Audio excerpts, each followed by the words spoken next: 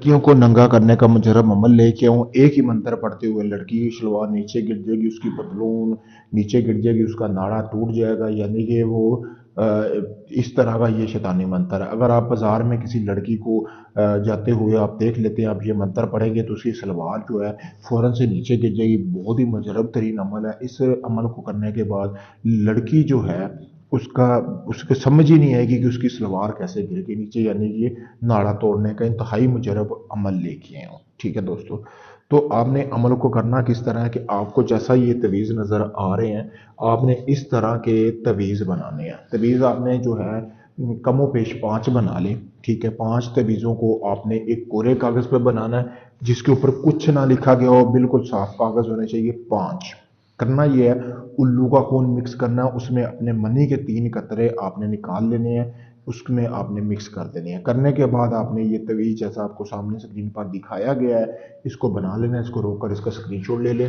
ठीक है, यहाँ से लेकर यहाँ तक आपने सिर्फ ये इतना तवीज़ बनाना है।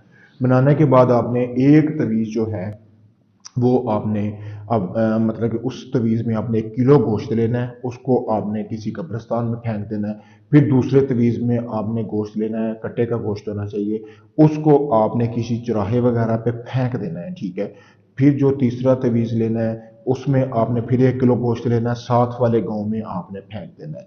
फिर आपने जो चौथा तवीज़ लेना है वो आपने किसी भी ऐसी